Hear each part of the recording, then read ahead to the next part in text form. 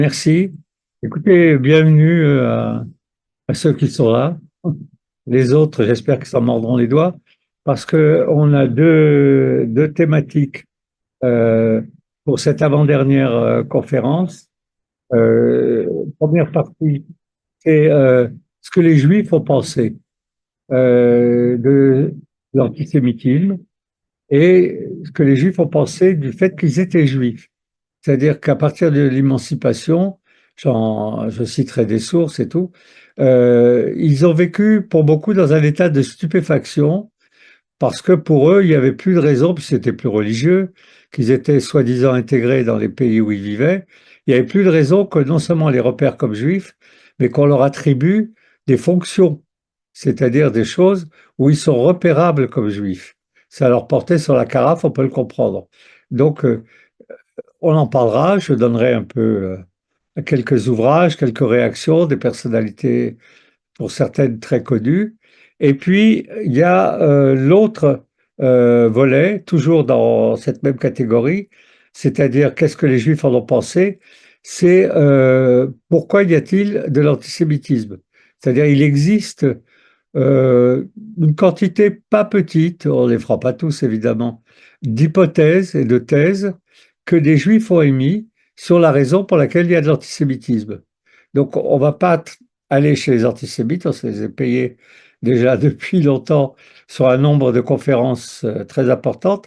Par contre, là encore, l'ahurissement ou la stupéfaction des juifs devant l'antisémitisme et le fait les Juifs sont réputés pour être des malins professionnels, ils ont dit, bon, mais il n'y a aucune raison qu'on n'arrive pas à dire quelque chose de pertinent sur cette affaire.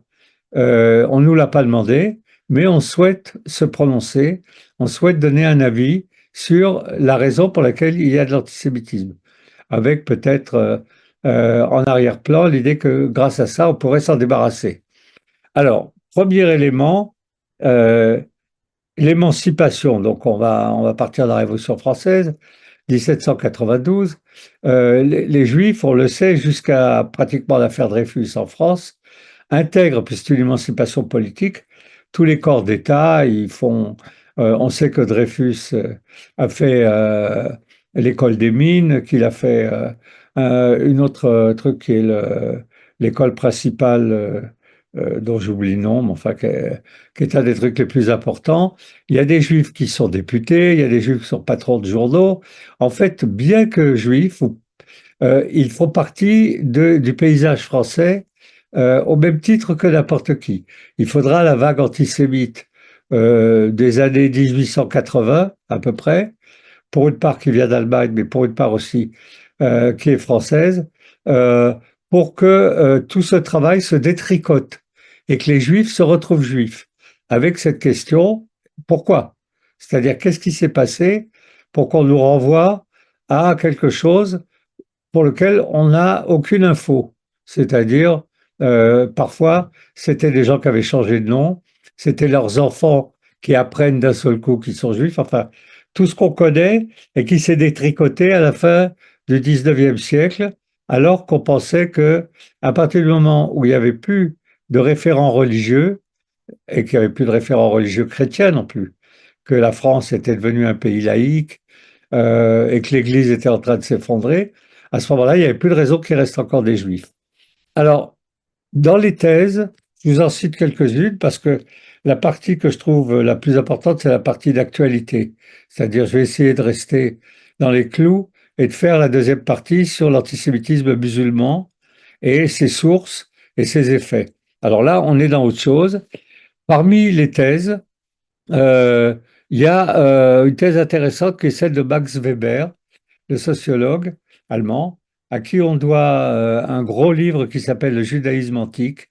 Comme beaucoup de protestants, il a étudié le judaïsme et le judaïsme antique a été un livre de référence pendant très longtemps sur la structure de la société israélite et juive au temps de la Bible. Mais il s'est senti tenu de produire une thèse, vu tout ce qu'il avait fait sur les Juifs, sur pourquoi y a-t-il encore des Juifs et qu'est-ce que c'est qu'être juif alors qu'il n'y a plus de raison. C'est ça, en gros, qu'il n'y a plus de religion, pour ceux pour lesquels il n'y a plus de religion, c'est-à-dire la majorité. Et il a collé aux Juifs un truc qui est pas idiot, que je vous livre, qui s'appelle le concept de peuple paria, dans une société où il n'y a pas de paria. Son modèle était évidemment l'Inde, à savoir qu'il y a des castes et que dans ces castes, il y a une étanchéité que aucun progrès ne peut venir dissoudre. Pour ceux que ça intéresse, il y a encore des castes en Inde, encore aujourd'hui. Donc, il a construit un dispositif en disant le fonctionnement des Juifs et du judaïsme surtout, et le fonctionnement d'une caste. Mais dans une société où il n'y a plus de caste. Et donc, ils sont repérables, ils sont avec des comportements qui leur sont propres et surtout qui sont irritants, qui posent problème. Parce que comment résoudre le fait qu'il y a, s'habituer pour ceux qui vivent dans une société sans caste, c'est-à-dire tout le monde, euh, accepter l'idée qu'il y a une caste et que cette caste, ce sont les juifs et qu'ils n'en sortent pas. Alors, qu'est-ce qu'un juif? Un juif est quelqu'un qui est né juif. On commence à dissocier le lien avec la culture du lien avec la naissance. Et donc, c'est le racialisme. Il suffit d'être né juif, c'est-à-dire de faire partie de la race ou du peuple juif. Ce qui est une très mauvaise nouvelle pour les juifs qui avaient tenté de se débarrasser de ces référents. Parce que la naissance, on ne la choisit pas. Et un juif émancipé, il sait qu'il est né juif, même si ses parents le lui ont caché. Donc, ça, c'est la thèse de Max Weber. Elle a pendant longtemps été la thèse dominante. Quelqu'un a écrit un bouquin, Yuri Sletkin, c'est un russe, et ce livre s'appelle Le siècle juif, qui est un bijou. Il explique, mais sans rentrer dans la discussion de savoir d'où sortent les juifs, c'est-à-dire pourquoi il y en a. Il analyse la fonction des juifs. Et il dit, à partir de 1850, dans la modernité, jusqu'à 1950, 1970, il est russe, hein. Les juifs euh, fonctionnent, ont une fonction. Et il dit, dans l'introduction de ce livre, qui est un bijou, c'est une étude très très poussée, où il compare les juifs à toutes sortes de peuplades dans le monde, euh, les Ouïghours, les Basques, les trucs comme ça. Il dit, en fait, les juifs ont une fonction, et cette fonction, c'est celle de produire une société progressiste, une société dans laquelle ils trouvent à s'épanouir. Et il dit, on peut dire, ça c'est de la phrase est de lui, que le monde de 1870 à nos jours, quand il écrit, est juif. C'est-à-dire le système de référence du fonctionnement des sociétés, alors américaines, européennes et russes, puisqu'il est russe, c'est celui des juifs. Et alors, il montre qu'il y a des juifs à des postes clés, importants, pas dans l'agriculture, hein, mais dans la politique, dans la presse, dans les arts, et que c'est eux qui construisent l'Occident. Cette thèse, on va la retrouver dans la haine que vont porter les musulmans aux juifs, en particulier dans les pays arabes. Ils vont dire ils sont partout et ils nous pourrissent la vie parce qu'ils créent un type de société qui est le contraire de ce qu'on souhaite. Donc Yuri Sletkin, c'est un bijou. Bon, c'est pas beaucoup traité parce que c'est trop sérieux. C'est-à-dire, ça implique de comprendre et de résoudre l'énigme que lui traite pas. C'est pourquoi il y a des juifs. Mais une fois qu'il y en a, voilà le boulot qu'ils font. Ils sont, et moi je me rallie à cette thèse, je vous le dirai après, ils sont des clés de voûte. C'est-à-dire, il faut que des structures qui n'ont pas demandé à être ensemble sont ensemble. C'est-à-dire, il faut que la voûte tient, ou des agents, agents doubles, agents de liaison, je vous en ai déjà parlé. Maintenant, comment ça se fait que c'est eux, et pas des Basques, et pas simplement des Kidam? C'est un problème qu'il ne traite pas parce que, voilà, il n'a pas envie de se lancer là-dedans. Euh, Dans les autres thèses, je reviendrai aussi sur lui, il y a Borochov, Ber Borochov, qui est un des fondateurs du sionisme. Il dit les Juifs ont une structure économique en pyramide renversée. Nous, quand on était des jeunes sionistes dans le mouvement de jeunes sionistes, on connaissait bien cette pyramide qui se tenait sur la pointe parce que quelle était la solution? Elle se tient sur la pointe, c'est-à-dire pratiquement pas d'agriculteurs, un petit peu de commerçants, mais pas tant que ça, des classes moyennes et tout en haut, des dirigeants, des gens qui sont, comment dirais-je, au sommet de la hiérarchie euh, des sociétés dans lesquelles ils vivent. Ce qui est très étonnant, c'est qu'il lui est pas venu à l'idée, parce qu'il était sioniste, que le meilleur moyen de faire tenir cette pyramide qui tient sur la pointe, c'est de l'adosser sur une pyramide qui, elle, tient sur sa base. Et à ce moment-là, les deux pyramides s'appuient l'un l'autre. Celle qui tient sur la base, il lui manque ce que les Juifs peuvent faire, parce qu'ils tiennent, par exemple, les Juifs fournissent pas d'agriculteurs, mais la société dans laquelle ils vivent, il y en a. Enfin bref. Borochov a été sioniste, sioniste de gauche, et il a fait partie du mouvement Poel Etzion, et ensuite qui a donné la Shomer HaTzaïr, c'est-à-dire les Juifs de gauche. Et il est mort un peu tôt pour voir le résultat de sa thèse. Mais il est connu, il y a énormément de rues en Israël qui s'appellent Borochov. Le peuple d'agents, je vous en ai parlé, clé de voûte, c'est-à-dire des gens qui font que des collectivités qui n'ont pas demandé à être ensemble ou qui veulent même pas fonctionner ensemble, grâce aux Juifs, c'est-à-dire une clé de voûte, qui sont des agents, peuvent fonctionner ensemble. Je vous ai raconté où j'ai entendu parler pour la première fois de ce truc, je vous le répète vite fait. J'ai vu un documentaire il n'y a pas longtemps, il y a un an, sur Arte, sur des poissons qui sont des poissons qui permettent à toutes sortes d'autres poissons de se fréquenter sans se bouffer. Et ces petits poissons, le gars qui faisait le commentaire les a appelés des poissons clés de voûte. Grâce à eux, il y a des zones paisibles dans la mer. Cette idée de clé de voûte, elle est très importante parce qu'elle pointe le fait que les Juifs se mêlent de tas de trucs pour lesquels on leur a pas demandé de se mêler.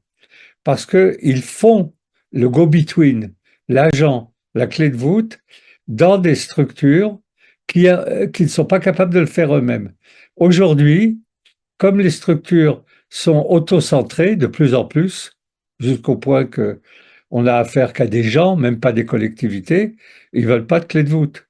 C'est-à-dire, ils veulent pas être emmerdés par quelqu'un qui veut les mettre en présence ou en fécondité potentielle avec quelqu'un d'autre dont ils n'ont rien demandé. Mais il y a eu la grande période des Juifs clé de voûte quand ils étaient de gauche. Aux États-Unis, quand ils faisaient les go-between à Harlem et qui permettaient d'aider à l'émancipation des Noirs, qui leur avaient rien demandé, et d'ailleurs qui leur ont fait payer par la suite.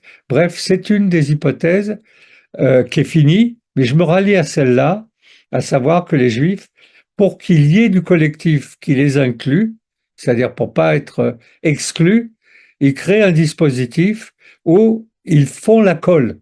C'est-à-dire une fois que c'est collé, ils sont dedans. Et si ça colle pas, ben ils sont pas dedans.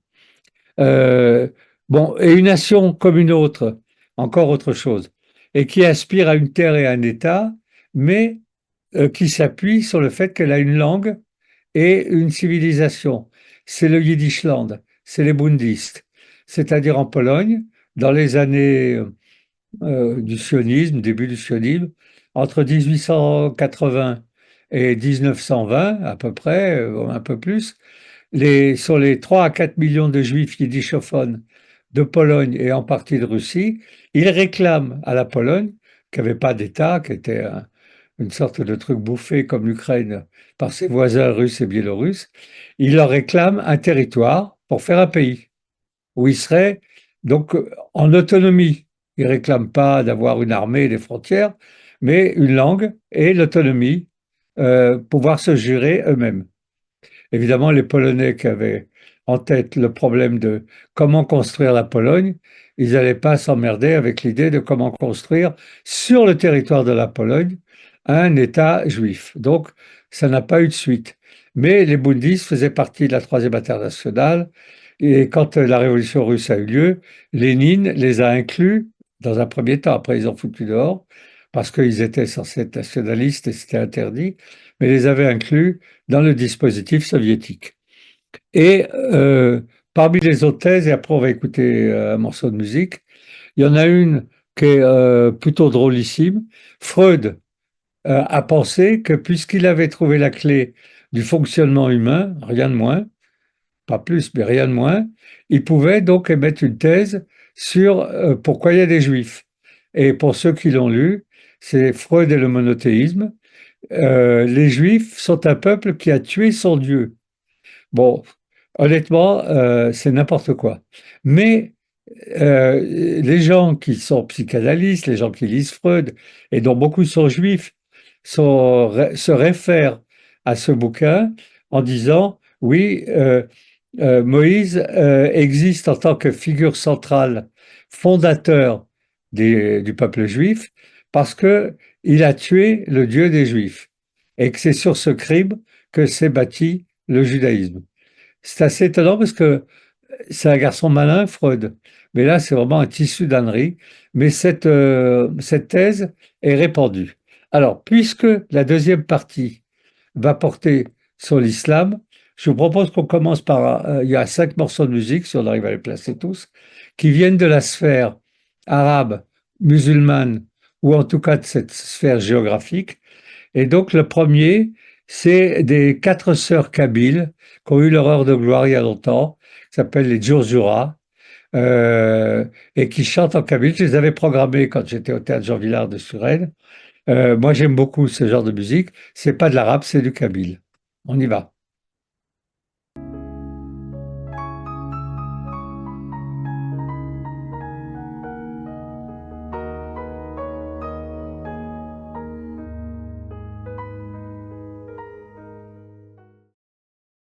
Sur la photo, elles sont que 3, mais quand elles sont passées au théâtre Jean Villard de Suresnes, j'étais jeune et tout, elles aussi, il y en avait 4. Une, je soupçonne de ne pas être une sœur. Ces 3-là étaient 3 sœurs. Donc, on continue dans les quelques thèses qu'on va passer un peu rapidement, puisqu'on va parler d'autres choses après. Euh, Parmi les thèses qui ont été émises par des gens de qualité, je veux dire, il y a celle de Polyakov, qu'il a résumée dans un livre qui s'appelle La causalité diabolique. Polyakov s'est pris d'affection pour la psychanalyse, alors que ce n'était pas du tout son domaine. Il était historien et il a cherché une causalité qui fait appel à du satanisme, c'est-à-dire le fait que les Juifs portent la figure de Satan et permettent une causalité satanique. Donc, qu'il y ait du mal. C'est-à-dire, les Juifs permettent de porter la figure du mal. Et cette figure du mal, comme il faut bien l'attribuer à quelqu'un, disent-ils, ceux qui pensent que, on va le voir qu'il y a un complot ou des choses comme ça, et ils l'attribuent aux Juifs. La causalité satanique est un très gros livre. Voilà, je ne vous conseille pas de le lire, sauf si vous avez du temps à perdre, mais c'est la thèse de Léon Poliakov, qui par ailleurs a écrit des livres sur l'antisémitisme qui sont magnifiques d'intelligence et de pertinence. Alors, un autre qui curieusement, alors que c'est une personnalité un petit peu insupportable, c'est Daniel Siboni, qui est aussi psychanalyste. Il a écrit un bouquin, il en a écrit plusieurs, il a écrit 50 livres, je crois, un livre qui s'appelle L'énigme antisémite. Évidemment, le titre est très attractif parce qu'on suppose que quand on le lit, on va comprendre quelle est l'énigme antisémite. Et en fait, il dit c'est un reste qui reste. C'est-à-dire, il y a eu des juifs et ils auraient dû disparaître, et c'est un reste de ce qui aurait dû disparaître qui reste. Il ne veut pas s'en aller. Et alors, cette manière euh, et donc il articule le fait qu'il y a des juifs comme un reste avec le fait que les sociétés dans lesquelles ils sont, c'est-à-dire la société occidentale et la société arabo-musulmane, ne supportent pas qu'il y ait un reste insoluble, qu'on ne peut pas dissoudre. Et donc c'est en ça qu'il y a de l'antisémitisme, c'est le fait que ce reste reste. Alors, qu'est-ce que... et il dit que le peuple juif est un peuple mort politiquement, depuis la chute du Second Temple, c'est-à-dire c'est vieux, ça fait 2000 ans, mort politiquement, mais il continue à vivre spirituellement et à errer comme un fantôme au milieu des autres peuples. Bon, ça fait des jolies phrases. Comme il est psychanalyste, je le connais bien, c'est très difficile de le contredire. Il s'énerve et tout. Et comme il est arabisant, et ça se termine toujours par est-ce que tu parles arabe, toi? est-ce que tu lis l'arabe? Évidemment, je le lis très très mal, donc je ne peux pas dire que je le lis. Et il dit alors ne me parle pas, c'est ma thèse. Donc en tout cas, l'énigme antisémite est un petit livre, pas inintéressant. Et dans la catégorie des psychanalystes qui ont écrit pourquoi il y a des juifs et pourquoi ils, entre guillemets, ils emmerdent tout le monde, c'est ce qu'il y a de mieux. Alors, et leur projet, parce qu'il faut qu'ils aient un projet, sinon on ne comprend pas pourquoi ils restent, c'est la transmission. C'est-à-dire, ils ont comme seul projet de transmettre. Alors, transmettre quoi? Pas transmettre le fait d'être juif. C'est-à-dire, il n'y a pas de contenu. Il y a, mais ça, il faut être psychanalyste pour le comprendre, enfin, en tout cas pour l'admettre. Et le bouquin Les trois monothéismes que je vois affiché là, il est très, très bien. C'est le premier qui a écrit sur les trois monothéismes. Le second, c'est moi. Et quand je lui ai dit que j'avais écrit un livre sur les trois monothéismes, et il m'a dit, est-ce que tu me cites au moins? Pour vous dire à quel point. Et je lui ai dit, j'avais pas besoin de te citer, vraiment. Mais c'est très bien. C'est très, très bien. Alors, et l'obstacle qui est mis à l'universel est un manque de confiance envers l'universel. Là, on retrouve la thèse de Sibony, mais aussi celle de Béni Lévy, le secrétaire de Sartre, qui à un moment dit c'est impossible d'avoir confiance dans l'universel. Cet universel-là est destiné à nous flouer. Et donc, il se retire de cette logique. Et il a du mal, puisqu'il est secrétaire de Sartre, à persuader Sartre que c'est une bonne idée. Donc, pareil, chez Sibony, c'est un obstacle qui est mis à un projet concurrent. Donc là, on va le voir pour les Arabes et l'islam. Euh, et pour Sibony également, le fait qu'ils se battent sur l'origine, c'est-à-dire qu'ils ne se départagent pas bien la question de l'origine. Alors, ce livre que vous voyez, La conception matérialiste de la question juive, évidemment, il y avait beaucoup de juifs marxistes au début du 19e siècle, et parmi ces juifs marxistes, il y en a un, Abraham Léon, qui est mort dans un camp déporté, euh, il dit, en fait, c'est la fonction qu'occupent les Juifs dans le processus économique. Donc, c'est une conception matérialiste. Et comment résoudre ce problème? Par la révolution, c'est-à-dire par l'abolition des classes. Il connaissait le sionisme. Il dit le sionisme n'arrivera pas à résoudre ce problème parce que il y aura toujours des différences de classes et tout. Par contre, la révolution soviétique, en abolissant les classes, va abolir toute différence économique entre les juifs et les non-juifs. Donc la conception matérialiste de la question juive. Euh, il y a une thèse que moi je trouve très intéressante, donc c'est pour ça que je vous en parle, faut que je vous donne le titre exact. C'est le livre de Bernard Lazare, voilà, qu'on vient de voir passer à l'instant, qui s'appelle L'antisémitisme, son histoire et ses causes. Bernard Lazare, il est très connu pour avoir mis toutes ses forces, un des premiers, dans le sauvetage de Dreyfus. C'était un juif, comment dirais-je, classique de l'époque, assimilé, mais connaissant un peu le judaïsme. Et une semaine avant que n'éclate l'affaire Dreyfus, la date est importante, il sort ce livre où, en gros, sa thèse, c'est l'antisémitisme, c'est la faute des juifs. Les juifs se sont foutus dans des situations où ils emmerdent tout le monde. Et pourquoi ils emmerdent tout le monde? Parce qu'ils sont vraiment, ils occupent des postes financiers, ils occupent vraiment des postes de pouvoir. Enfin, c'est des gens haïssables. Il y va pas avec le dos de la cuillère, bien qu'il soit juif lui-même. Heureusement que son livre est sorti un mois, je crois, avant l'affaire Dreyfus, parce que évidemment l'affaire Dreyfus a mis à bas toute sa thèse, c'est-à-dire l'antisémitisme, c'est pas de la faute des Juifs, c'est de la faute des antisémites. Mais ce livre, il n'a pas trouvé d'éditeur, nouvelle édition, c'est-à-dire réédité, ni chez Kalman Levy, qui, comme son nom l'indique, est une maison d'édition juive, ni chez Albin Michel, où il y a un département juif, nulle part, sauf chez, je ne sais pas si vous le voyez en bas, Contre-Culture. Contre-Culture, c'est la maison d'édition de l'extrême droite française. Et c'est eux. Et il y a on voit les têtes des juifs qu'ils ont mis sur la couverture. Et ils disent, voilà un livre qui dit la vérité. L'antisémitisme, c'est les juifs. Et les juifs nous pourrissent la vie. Euh, Et ce livre, on le trouve, mais sur Internet seulement. Dans une librairie, c'est pas facile à trouver. Il n'est pas plus cher qu'autre chose, mais personne ne veut l'éditer. Autre chose, et on avance pour pouvoir passer donc au suivant, il y a la vision policière, le complot. Donc là, c'est pas les Juifs, c'est le protocole des sages de Sion. C'est un faux qui a été produit par la police tsariste en 1905 ou 19 suite à la première révolution russe, la révolution de 1905, et il prétend qu'il y a un complot juif pour faire tomber et la Russie tsariste et tous les autres régimes. Et ce livre, il a fait un carton absolu. Il est parmi les plus grosses ventes aujourd'hui encore dans les pays arabes. Il a été traduit en arabe et il s'appelle donc les protocoles de Sage de Sion.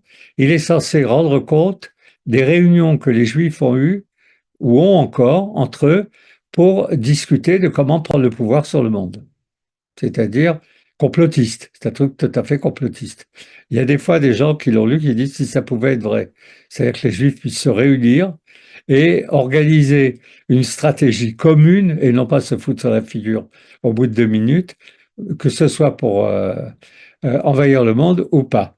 Donc, euh, l'intérêt de ce livre, c'est le fait que il est un best-seller en arabe, dans les pays arabes, et partout au Liban, c'est un carton, en Iran, n'en parlons pas, mais en Égypte, comment ça, l'autorité palestinienne le diffuse à tire-larigot, ils en ont fait une vente à prix réduit, c'est-à-dire vous pouvez l'avoir pour 1 euro, donc, et ils le donnent en plus.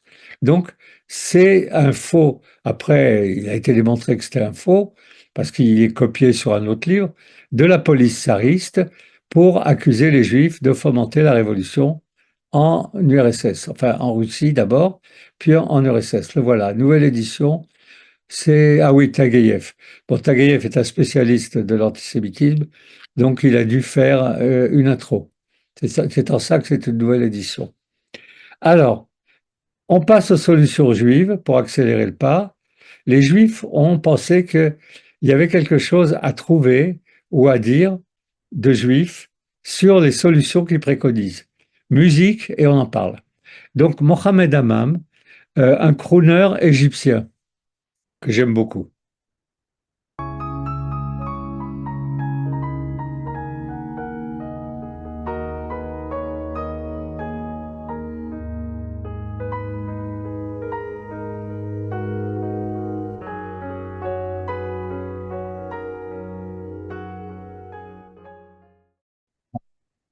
On avance. Donc, parmi les différentes solutions juives, il y en a quelques-unes qui méritent le détour, qu'on ne fera pas, mais que je vous signale parce qu'elles sont intéressantes. La plus intéressante, c'est celle de Louis Lazare Zamenhof, l'inventeur de l'espéranto, qui a écrit avant d'inventer l'espéranto. En fait, il cherchait une solution pour résoudre le problème juif. Il était ophtalmo, il habitait à Bialystok, et c'était pas un homme politique, c'était un juif qui était embêté par l'antisémitisme. Et le bouquin qu'il a écrit avant, c'est le hillélisme, comme avec Hillel, H-I-2-L. C'est une thèse, c'est un projet, pardon, c'est le sous-titre, projet de solution de la question juive, et qui a été publié par l'université Blaise Pascal à Paris, on le trouve. En fait, il y a deux figures talmudiques importantes, Shammai et Hillel. Shammai, c'est celui qui préconise la brutalité, et Hillel, la conversation, la douceur. Il propose une manière d'opérer dans le monde, il faudrait que ce soit général, qui soit basée sur les conceptions d'Hillel.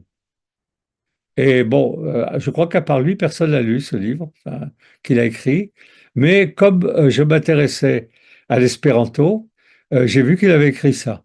L'espéranto étant sa deuxième tentative pour créer un univers où les gens dialoguent entre eux, avec une langue qui n'a aucun affect.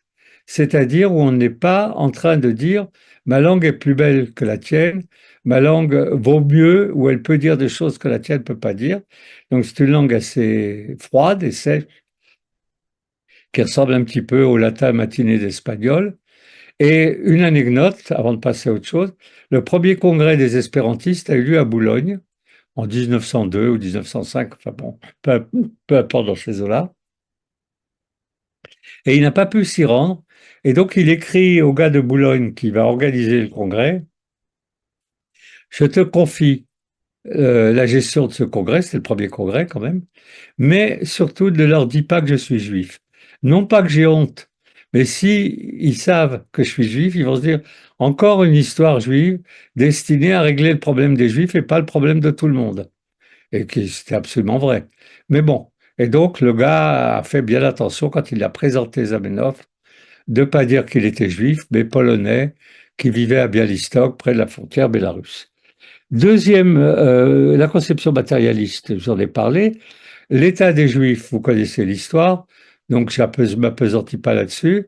C'est le critique de théâtre autrichien qui va à Paris faire des critiques de théâtre, qui est un mondain, voit comment ça, la dégradation de Dreyfus, et il en sort assez traumatisé, et il arrive à la conclusion que les Juifs ne s'en sortiront que s'ils ont un pays à eux.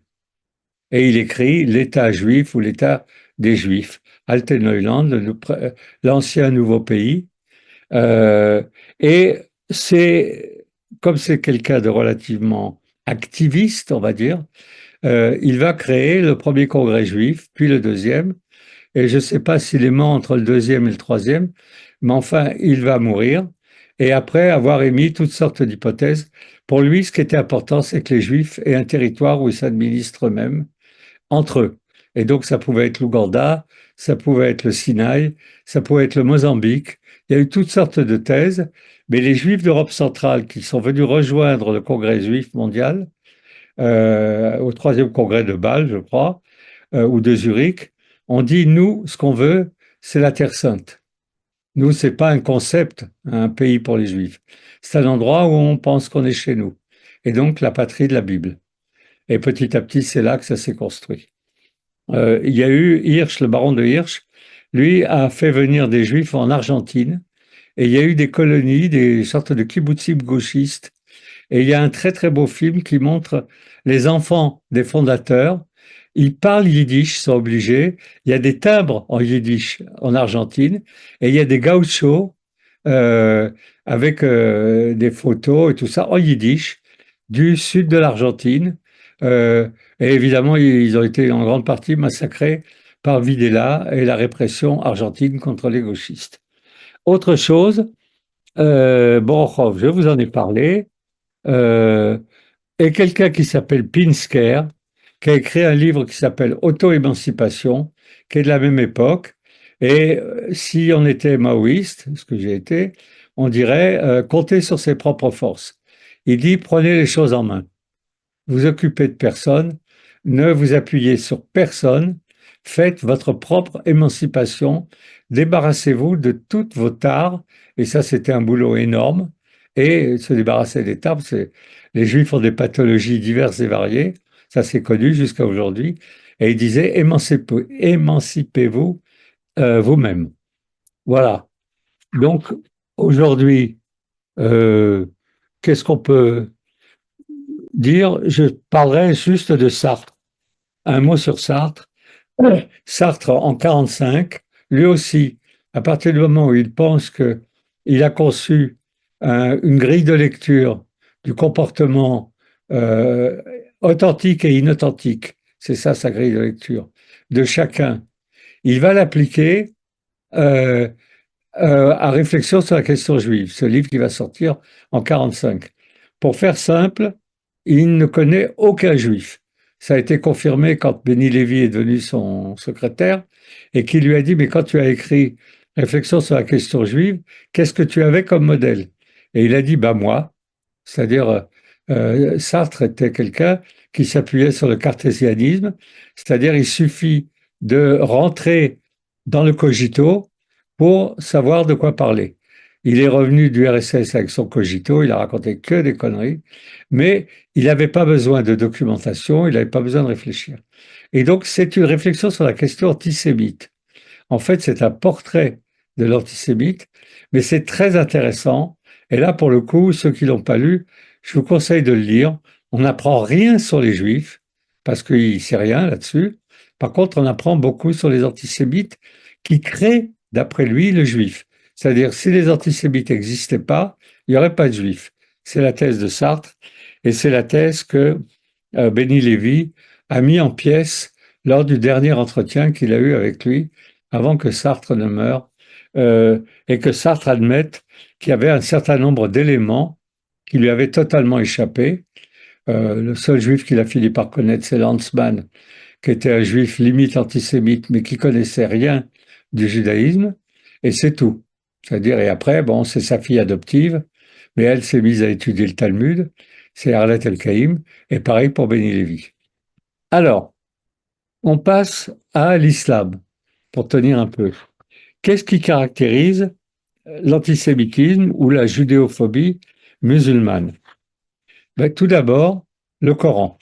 Donc ce livre qu'on vient de voir passer là, de Meir Baracher, qui est un francophone qui enseigne à l'université hébraïque de Jérusalem. Donc je l'ai rencontré plusieurs fois, puis il est venu en France. Il est un très très bon spécialiste, il est d'origine irakienne. Voilà, les Juifs dans le Coran, très bon spécialiste des Juifs dans le Coran et du Coran. Mais c'est un gars qui est très peace and love, et donc il n'y a rien qui défrise et il n'y a rien qui dit du mal, en particulier des musulmans. Et donc il était régulièrement invité dans les universités en France, pour cette raison. Il compile la totalité des citations sur les Juifs dans le Coran. Il y en a énormément. Ce qu'il faut retenir, c'est que dans le Coran, il existe deux catégories de Juifs. Ceux qui s'appellent les Bnei Israël, les fils d'Israël, qui sont les Juifs dont parle l'Ancien Testament, la Bible, et les Yahoud, les Juifs, c'est-à-dire ceux qui sont originaires de la province de Juda, mais en fait qui sont des Juifs, les Yahoud. Autant les fils d'Israël sont des gens honorables et respectables, ça tombe bien puisqu'il n'y en a plus, autant les Yahoud sont ceux contre lesquels il va se battre au moment où il va mettre en place euh, le pouvoir, je parle de Mohamed, et qu'il va se battre contre les tribus juives et qui va leur demander, comme pour Luther, dans un premier temps de se rallier à l'islam, et comme ils refusent de se rallier à l'islam, c'est ce qu'on raconte. Je pense qu'il y a une partie qui s'est ralliée à l'islam. Mais sur cette partie-là, on ne sait rien. Ils ont disparu au sein du monde musulman. Mais ceux qui ont tenu bon, une partie a été massacrée et une autre a continué à vivre en terre musulmane, en paix. Et c'est là qu'il y a quelque chose de très étonnant dans l'antijudaïsme ou l'antisémitisme musulman, c'est qu'ils ne cherchent pas à faire disparaître les juifs, de même qu'ils ne cherchent pas à faire disparaître les chrétiens. Pour eux, ce sont les deux peuples du livre qui ont précédé l'islam, et tout ce qu'on leur demande, disent les musulmans, c'est qu'ils payent l'impôt. On les met dans une situation qui s'appelle la dhimitude, c'est-à-dire la soumission. C'est une situation juridique. Ils doivent figurer comme des sous-citoyens, mais il y a pire que ça, il y a ceux qui ne sont pas des peuples du livre et qui sont promis à être massacrés. Eux ne sont pas promis à être massacrés, ils sont promis à être conservés et ils doivent payer l'impôt. Et c'est comme ça que les musulmans peuvent vivre sans travailler, parce que les richesses sont payées par les chrétiens et par les juifs. Donc, pour ce qui nous concerne, les juifs, est-ce qu'il y a un traitement particulier réservé aux juifs en terre d'islam, une fois que les musulmans auront conquis tout le sud de la Méditerranée? Il y a deux thèses. Et moi, je vais vous dire laquelle est la mienne, pour avoir beaucoup bossé là-dessus quand même. Mais c'est pas une raison, parce que j'ai bossé euh, en lisant des livres et en parlant avec des spécialistes de l'islam, avec des cadors du monde musulman et des juifs originaires des pays d'islam. Maroc, Algérie, Tunisie, Égypte, Irak. Une des thèses, c'est que il y avait une haine particulière contre les juifs eux-mêmes, qui était à distinguer de la haine contre les chrétiens. c'est assez tiré par les cheveux parce qu'on n'a pas beaucoup d'exemples. On a un exemple de massacre de juifs à Grenade. À la suite, euh, le ministre des Finances du calife de Grenade euh, était juif, évidemment, comme dans toute l'Andalousie, comme comment ça, chez les rois espagnols, jusqu'à ce que les juifs soient expulsés. Et parce qu'il était, comment dirais-je, richissime, il voyageait sur un cheval et pas sur un âne, qui était la condition mise pour les dhimmis. Il avait une épée, ce qui était interdit pour les dhimmis. Il n'avait pas le costume coloré des juifs, qui était à un moment vert, puis à un moment jaune, et qui les permettait, dans la foule ou dans la rue, de les distinguer. C'est-à-dire qu'ils se considéraient comme non tenus par les règles édictées par la dhimitude. La population l'a très mal pris. Là, pour le coup, c'est un véritable pogrom qu'il y a eu à Grenade, parce que ce pogrom n'a pas été incité par le pouvoir politique. C'est la population qui s'est jetée dans les rues de Grenade, qu'on a tué pratiquement 10 000, disent les témoins. Et quand on leur demande, parce qu'ils se sont exprimés là-dessus, pourquoi ils se sont lancés là-dedans, ils disent à cause de l'arrogance des Juifs. Les Juifs doivent tenir leur rôle, et retenez bien ça, parce qu'on a le même problème aujourd'hui. Les Juifs doivent tenir leur rôle, ils doivent être des dhimmis, des soumis, et on leur permet d'exister parce qu'ils ne sont pas au même niveau que les musulmans, parce qu'ils sont en dessous. Pareil pour les chrétiens. Euh, et donc, ils n'arrivaient pas, et encore aujourd'hui, à admettre que des juifs puissent exister au même niveau. Il n'y a pas de démocratie dans les pays d'islam, j'espère que vous le savez, et donc il n'y a aucune raison de leur donner des droits autres ou les mêmes que ceux que les musulmans ont. Déjà que les musulmans n'ont pas des droits démocratiques, alors on ne voit pas trop pourquoi les juifs en auraient. Donc ça, c'est une thèse, à savoir que la vie des juifs en terre arabo-musulmane a été au fond relativement idyllique et paisible. Et puis il y a une autre thèse avec beaucoup de témoignages, mais qui sont des témoignages privés, c'est-à-dire des gens qui disent, oui, dans ma rue, il y a eu un massacre, ou on a été, quand, par exemple, lors de l'indépendance de l'Algérie, il y a eu des massacres des Juifs qui ont incité les Juifs à quitter l'Algérie. Mais les Juifs avaient la nationalité française. Ça, c'est une idée de Crémieux. Et à partir du moment où ils avaient la nationalité française, ils ont été assimilés à l'ennemi de toujours, à savoir l'occidental. Et de fait, on peut considérer que jusqu'à 1850, il y a eu des rapports féconds, pour autant qu'on peut dire ça. Les musulmans lisaient pas beaucoup la Bible, enfin l'Ancien Testament, mais ils lisaient pas grand-chose, en règle générale, jusqu'à aujourd'hui. Et les Juifs lisaient un peu le Coran ou des choses comme ça, parce qu'ils étaient cultivés, mais ils n'en faisaient rien. C'est-à-dire qu'ils ne cherchaient pas à convertir les musulmans, des choses comme ça.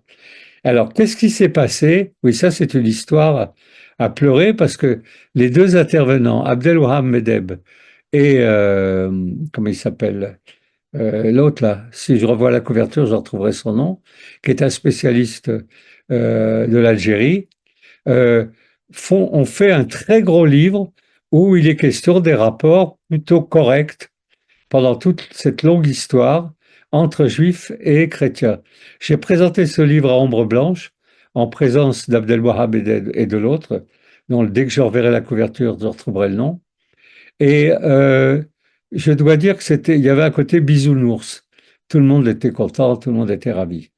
Euh, voilà, Benjamin Stora. C'est l'autre auteur de ce très gros livre, qui est une œuvre pieuse, c'est comme ça qu'on peut l'appeler. Euh, Qu'est-ce qui s'est passé? On peut le dater. Au 19e siècle, deux événements ont fait sortir le monde arabo-musulman de ses gonds, c'est-à-dire l'ont mis en situation d'avoir des projets massacrants. C'est contre les Juifs et contre l'Occident. C'est les deux un peu. Enfin, des fois, c'était séparé et des fois, c'était la même chose. Mais en général, c'était séparé. Ils ne confondaient pas les Juifs et la civilisation occidentale.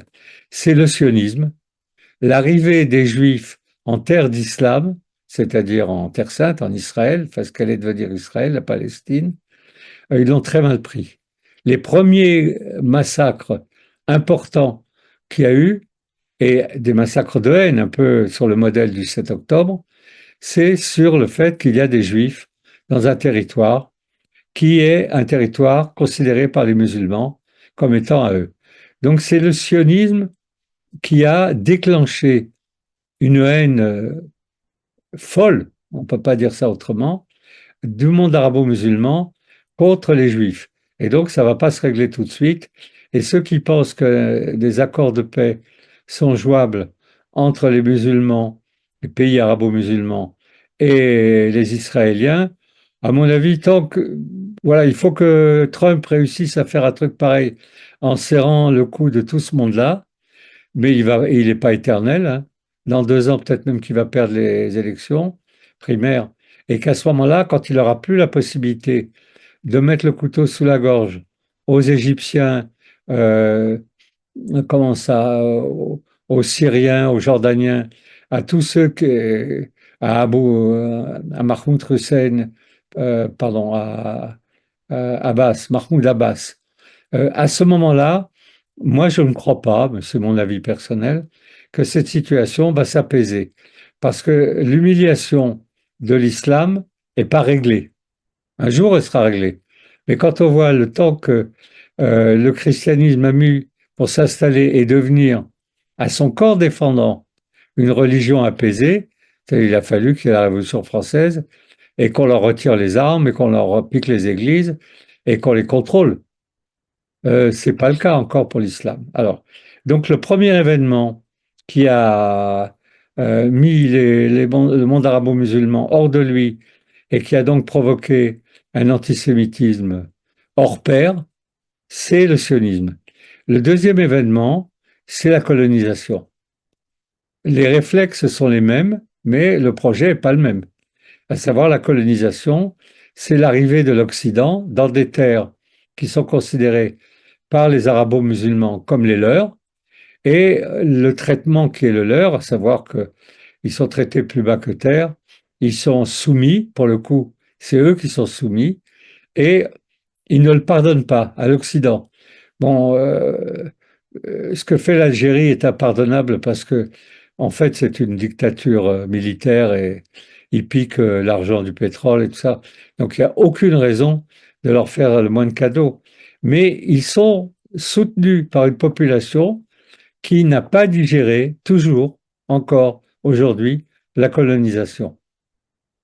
Et cette colonisation n'a pas été digérée, mais à un degré moindre, en Tunisie. Elle n'a pas été digérée dans les pays comme l'Égypte, comme la Syrie, comme le Liban, c'est-à-dire on le fait payer aux chrétiens libanais. Et donc, il y a un espace où le souvenir, en Irak en particulier, où le souvenir de la colonisation blanche occidentale n'est pas effacé. Et les deux sources de l'antisémitisme forcené des musulmans se reportent, par exemple, en France, où il y a et des juifs et des occidentaux. Et donc, de temps en temps, c'est un prêtre qui est découpé en rondelles, de temps en temps, c'est un juif, et d'une certaine façon, c'est un peu le même dispositif. C'est-à-dire que, bien entendu, ils ont des griefs contre les juifs, ceux qui sortent le couteau, mais ils ont aussi des griefs contre les occidentaux, contre les profs, contre ceux qui représentent la société occidentale. Et cet espace public qui n'existe pas dans le monde arabo-musulman, cet endroit où peut se construire sur le modèle grec une société commune. Alors, euh, un autre morceau de musique, s'il vous plaît.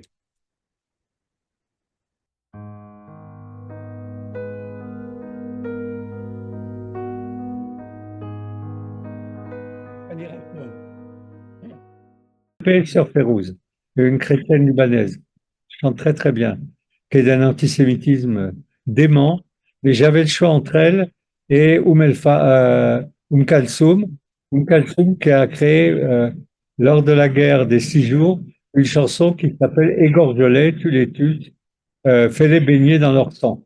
Et ça a été un succès absolument inouï dans les pays-là. Donc, je l'ai pas- ah, pardon, c'était parti. Elle a une voix grave, ouais. Donc, c'est une chrétienne libanaise. Je crois qu'elle existe encore. Je ne crois pas qu'elle soit décédée. Enfin bref. Donc, en conclusion, puisque si vous le souhaitez, vous pourrez poser quelques questions, l'antisémitisme arabo-musulman, ce qui le caractérise, c'est qu'il a le long terme pour lui. Il vient de loin et il ne cherche pas à se rallier aux critères et aux valeurs de l'Occident. Et donc la manière dont on le traite, que ce soit en France ou en Israël ou dans les pays qui se veulent occidentaux, c'est comme de l'eau sur les plumes d'un canard. Ils ont des problèmes à régler qui sont dus au fait, alors il y en a, j'en cite un peu en vrac. Il y a un Normalien, Abdenour Bidar, qui est une lumière de l'Orient et de l'Occident, et qui se trouve que c'est un très très bon ami à moi. Sa mère était auvergnate, mais il s'appelle Abdenour Bidar parce que son père était à Clermont-Ferrand un ouvrier chez Michelin. Comme quoi la République permet euh, des ascensions sociales pour tous, y compris pour les Arabes. Et on a eu l'occasion d'en discuter et surtout, j'ai fait des colloques avec tous ces gens-là et surtout avec lui. Il dit, euh, le problème, c'est que le Coran est considéré comme non modifiable, indépassable, qu'il n'est pas commentable, strictement interdit de le commenter, et donc, et qu'il existe au moins 10 000 hadiths, c'est-à-dire des dits de Mohammed qui ne sont pas dans le Coran, qui comportent encore des masses de passages qui incitent à tuer des juifs, dont le truc très célèbre, parce que comme ils lisent rien, au moins ils se souviennent de celui-là, c'est si tu vois un rocher et qu'un juif est caché derrière, tue-le, le juif, pas le rocher. Donc, il y a quelque chose qui est immobile. L'islam n'est pas une religion progressiste, c'est-à-dire qu'elle ne cherche pas à améliorer l'humanité. Le judaïsme, vous le savez, je l'ai assez répété dans mes cours précédents, il reçoit un monde pas fini et ils doivent le réparer à la suite de différents échecs, dont l'expulsion du paradis, euh, la tour de, la tour de Babel, Noé, tout ça. Et donc, la fonction des Juifs, c'est de réparer le monde et donc de le faire progresser. La fonction des chrétiens, c'est d'améliorer l'homme, pas le monde. Ils pensent que le monde n'est pas améliorable, d'ailleurs ils s'en contrefoutent. Leur but n'est pas d'améliorer la société. Leur but est d'extirper le mal en chacun et donc d'améliorer l'homme. Mais il y a quand même l'idée d'un progrès qui, bien qu'il soit sur l'homme, est un progrès. Dans l'islam, l'idée de progrès est totalement absente et d'améliorer le monde, il n'en est pas question. Ils l'ont reçu comme ils l'ont reçu et c'est comme ça qu'ils doivent le constituer et le restituer. Et améliorer l'homme, l'islam de ce côté-là est très proche du judaïsme. Il n'y a pas de mal absolu dans l'islam, il n'y a que le licite et l'illicite, c'est-à-dire ce qui est permis et ce qui n'est pas permis. Et qui décide ce qui est licite et illicite? C'est les imams. Ils interprètent le Coran et il est licite d'interpréter le Coran pour cette raison. Parce que ce qui est de l'ordre du bien et du mal, on va dire métaphysique, tel que les chrétiens le conçoivent, n'est pas de leur ressort. Ils le disent dans de nombreux textes et puis ils le pensent aussi, c'est du ressort de Dieu. Seul Dieu sait ce qui est bien et mal. Et donc, il y a une histoire que je vous ai racontée, mais je vous la raconte à nouveau pour que ça vous revienne. Dans le Coran, il y a un récit avec Moïse et il discute avec un musulman, peut-être même avec Mohammed,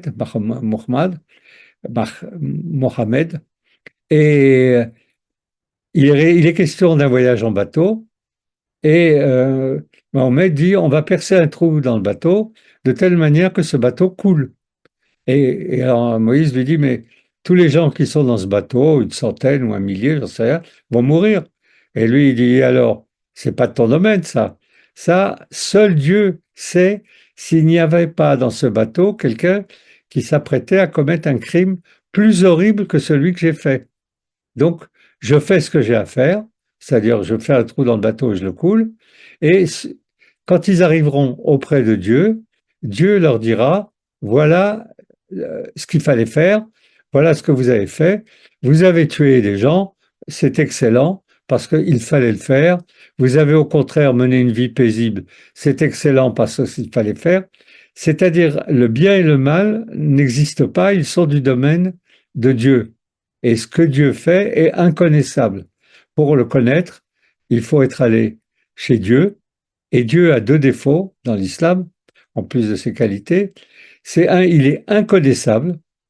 Les quelques mystiques qui ont approché Dieu ou qui prétendent l'avoir approché ont été ou crucifiés, ou brûlés, ou assassinés, à l'Hadj et encore un autre, parce que il est tout à fait interdit de prétendre qu'on peut avoir un contact avec Dieu. Or, vous savez que les chrétiens adorent ça. Ils adorent discuter avec Jésus. Ça leur plaît, surtout les femmes, et tout ça. Et donc, le contact avec la divinité permet de se sortir de situations difficiles. Y compris, bon, je fais toujours la même vanne, mais par exemple, de prier Saint Christophe pour retrouver ses clés. Donc, il y a un contact. Et quant aux Juifs, vous le savez, ils sont comme un couple, c'est-à-dire, puisque c'est une alliance entre un peuple et son Dieu, c'est un couple, ils se foutent sur la figure tout le temps.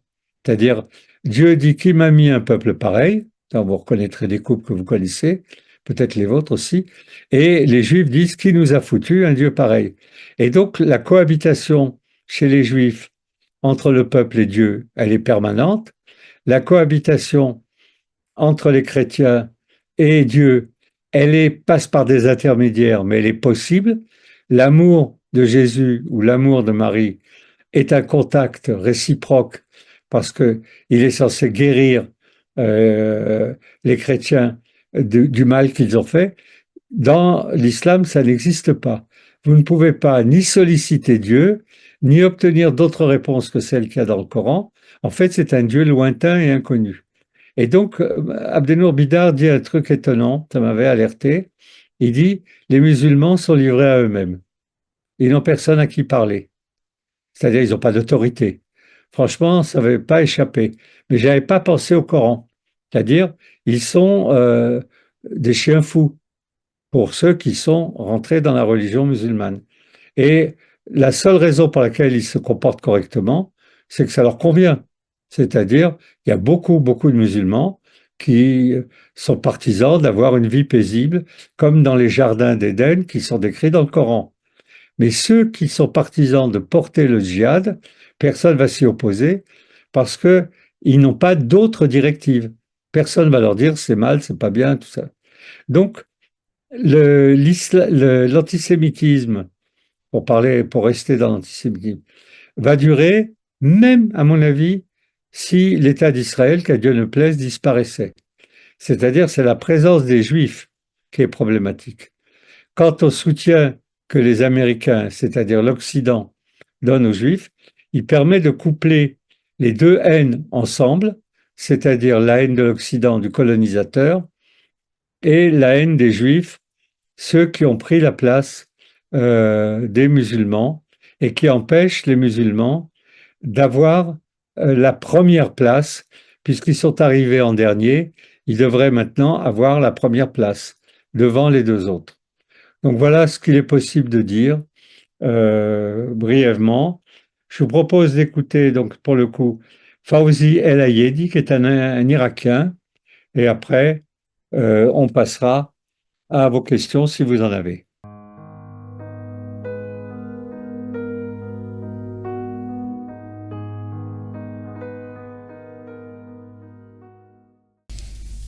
Un magnifique joueur de oud, donc d'origine irakienne. Comme j'ai le vinyle, c'est vieux, j'ai pas été voir s'il joue encore et s'il vit encore. Merci. Voilà. Jean-Luc, je propose que la balle soit dans ton camp. Absolument. Merci beaucoup, Izzy, pour ton exposé. On va passer aux questions. Donc là, je me tourne comme d'habitude donc vers tous les participants. D'abord, pour ceux effectivement qui n'ont pas activé leur caméra, n'hésitez pas à l'activer, qu'on termine tous ensemble, voilà, de manière sympathique. Hein. Et donc je suis à vous. Donc pour ceux qui veulent poser une question, faire une remarque, n'hésitez pas, levez la main, manifestez-vous pour poser une question. Je voudrais juste, le temps que la première question, revenir ce que tu avais dit au tout début sur la vision qu'avait donc Yuri Zetskin, qui est très intéressant. Je connaissais pas. Ma question c'est juste quelle était la place de la révolution russe dans la vision de Yuri Zetskin. Bah, pour Yuri Zetskin, c'est simple. Il dit c'est les Juifs qui ont fait le boulot. Ce qui est pas faux si on se réfère à la quantité de Juifs qui se sont trouvés mobilisés dans la Révolution de 1905.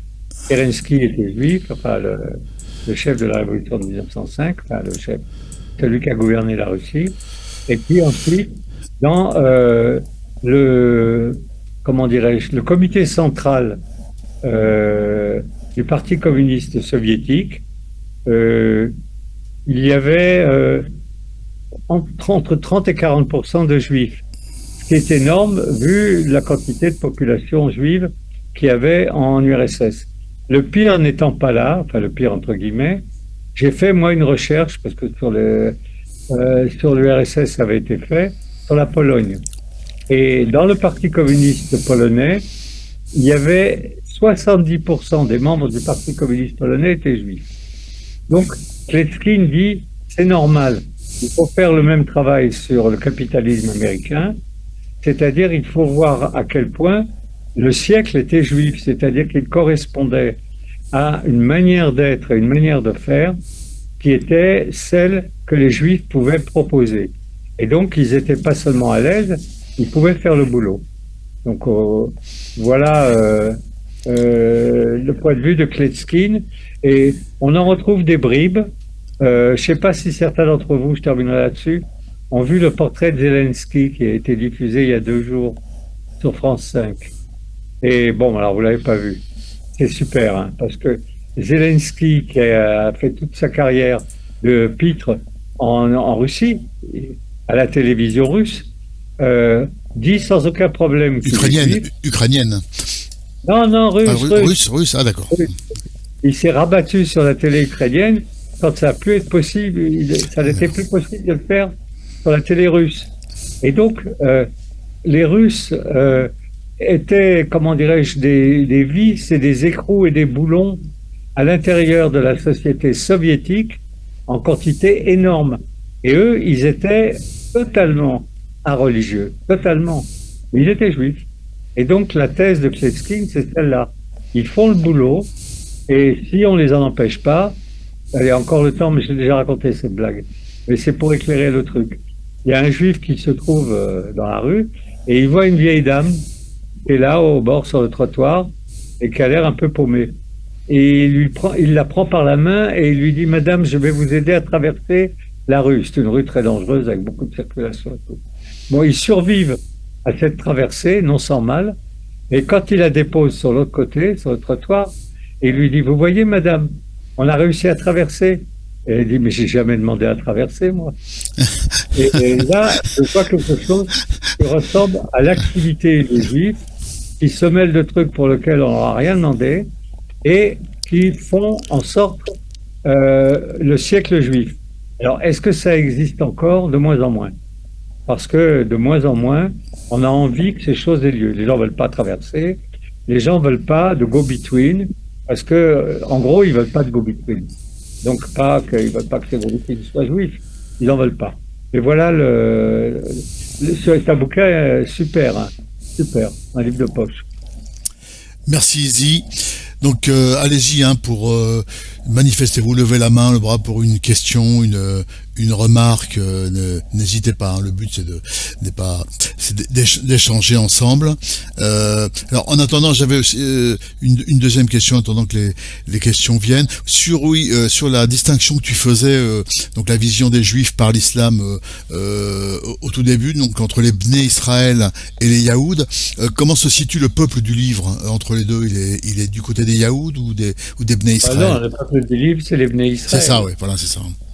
D'accord. Ils ont été bien jusqu'à ce que, là encore, on retrouve quelque chose encore aujourd'hui, jusqu'à ce qu'ils partent en exil. C'est-à-dire que, malheur aux vaincus, à partir du moment où le temple, au VIe siècle avant notre ère, a été détruit et qu'ils se sont retrouvés des Juifs diasporiques, ça n'intéressait plus du tout les musulmans, et ils les ont appelés, comme la Bible les appelle d'ailleurs, des Yaouds.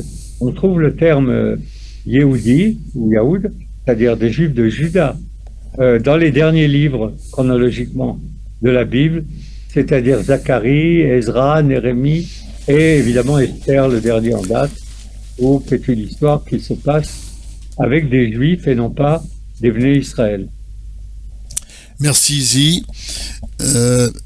Voilà, donc y a-t-il quand même une question de la salle? Donc n'hésitez pas hein, pour qu'on termine ensemble. Hein, et alors ma troisième et dernière question pour ce qui me concerne, oui, d'après ce que tu disais, on va pas rentrer bien sûr aujourd'hui, c'est pas du tout le but dans le conflit Israël, dans l'aspect politique, mais d'après ce que tu dis, quand même les racines sont quand même très largement religieuses. C'est plutôt un problème fondamentalement religieux à la source que territorial. Pour toi. Non, il y a les deux. Les deux? Tu peux avoir deux malheurs plutôt qu'un. Il y a les deux. C'est-à-dire que le problème, mais religieux n'est pas le terme. Le terme, il est, Sibony là-dessus dit les choses très claires, qui est le premier, c'est-à-dire de la primogéniture. L'émission qui n'est pas terrible, qui est faite le dimanche matin à la télévision, qui est l'émission juive, s'appelle, au moins le titre est malin, il s'appelle À l'origine. Bon, mais ça, c'est une idée qui est insupportable pour l'islam. Ils sont censés être ceux qui viennent sceller la révélation, le sceau de la révélation, et abolir les révélations précédentes. Donc, le Coran cite copieusement l'Ancien Testament, mais copieusement. Et il cite copieusement le Nouveau, et surtout l'Ancien, en le rectifiant. C'est-à-dire, par exemple, dans l'Ancien Testament, c'est Isaac qui est sacrifié par Abraham. Chez eux, c'est comment c'est l'autre, c'est-à-dire l'autre frère, dont j'ai oublié le nom, et qui est donc à la source de l'islam. Et il appelle Abraham Ibrahim. Il y a toute une série de décalages qui indiquent qu'ils reprennent les textes et ils ont une thèse. Ils disent que la Bible a été falsifiée par les Juifs et en particulier donc l'Ancien Testament. Et donc il y a des infos mais qui ont été falsifiées. Les chrétiens ne disent pas que la Bible a été falsifiée, ils disent que la Bible a été, la Bible juive a été, comment dirais-je, détournée et pas falsifiée. C'est pas la même chose de s'appuyer sur des versets bibliques pour annoncer la venue de Jésus, auquel cas il n'y a pas de falsification, il y a juste le fait que c'est détourné et que les Juifs ne prêtent pas attention à ces annonces dans Isaïe et dans d'autres prophètes. Les musulmans disent la Bible a été falsifiée. C'est ce qu'ils disent dans le Coran et dans les hadiths. Et donc il y a un problème qui est, moi je dirais pas religieux, c'est un problème... Tu parlais d'Ismaël, c'est ça tout à l'heure? Voilà, Ismaël. Dans une famille où il y a 3 enfants, ils ne veulent pas être le 3e. Donc, comment ça se règle? Pour ceux qui ont 3 enfants, je vous propose de réfléchir à ça. Ça se règle pas bien. Moi, j'en ai 4, alors. Donc, j'essaie de réfléchir au 3e dans ce terme, mais ça se règle pas bien. Merci. Ouais, des fois, oui, on se dit que c'est la place la plus délicate, c'est celle du milieu. Donc là, c'est finalement c'est la dernière place qui est la plus délicate. Voilà. Y a-t-il une remarque, une question? En attendant qu'il y ait peut-être une dernière question qui vienne, on va faire une dernière pause musicale. Ici, avec le 4e morceau qui est de Farid El-Atrash, je crois. Alors, Farid El-Atrash, c'est un druze syrien qui a été une vedette intersidérale dans le cinéma égyptien. Et il chantait des romances. Donc j'en ai choisi une.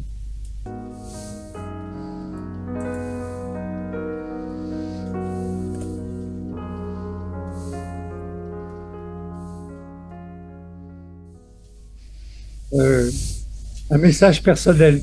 Je trouve bien discret, ami. Alors, allez, on va réactiver le micro Ah, t'as pas de de temps? Ami Ah, mais pour lui le laisser répondre. Ah non. Ami, votre micro va être activé. il est activé. Non? J'ai demandé, c'est Ami Flammeur, c'est ça? Ouais. Voilà, c'est Ah, bon. mais j'avais pas, je crois, activé le micro. Ah, Moi, d'accord. j'étais fou du mood, je suis fou du mood, et j'étais en train de prendre en dictée toute cette introduction instrumentale que je trouve extraordinaire. Sinon, non, moi j'ai toujours pensé qu'il y avait, enfin, pour rebondir un tout petit peu sur ce que tu disais, j'ai toujours pensé qu'il y avait une espèce de problématique oedipienne dans les trois monothéismes. C'est quasiment de l'Oedipe, il faut se débarrasser de celui d'avant. C'est un truc qui existe aussi dans l'histoire de la musique, hein. Ouais. Il faut toujours se débarrasser de celui d'avant. Et bon, sauf que l'islam, ils ont un père et un grand-père, ça fait beaucoup. C'est la thèse des Siboney, oui, absolument. Euh, et comment dirais-je, je la trouve pertinente, sauf qu'il faut y ajouter quelque chose que fait pas Sibony et que je fais moi parce que j'ai bossé là-dessus.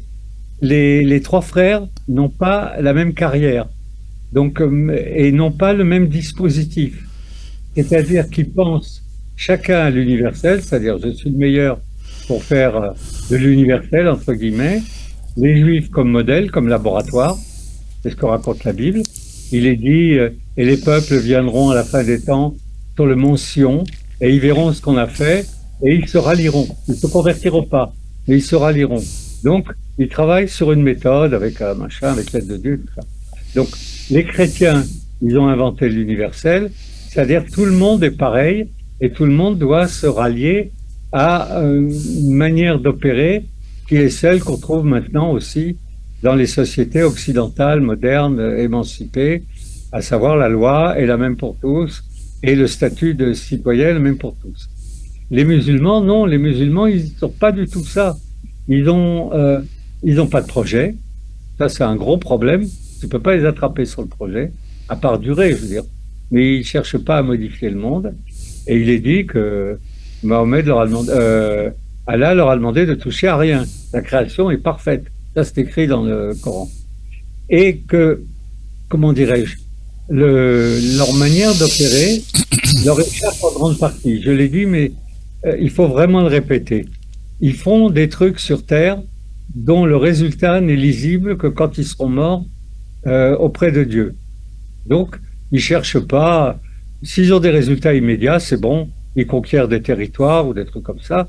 Mais est-ce que c'est bien, est-ce que c'est mal? Ils connaissent ni le bien ni le mal. Donc, ils ne fonctionnent pas de la même façon. Ils ne fonctionnent pas de la même façon. Voilà. Donc, c'est peut-être le tien, mais c'est pas le même Dieu, je dirais presque. Et donc, l'héritage est assez compliqué. Ils ne Merci, Izzy. reconnaîtront jamais que c'est pas le même Dieu. Pardon? Ils ne reconnaîtront jamais que ce n'est pas le même Dieu. Non, parce que le leur, qui est lointain, à qui on ne peut pas parler, qui porte un autre nom, qui s'appelle Allah, c'est-à-dire le Dieu, c'est le seul.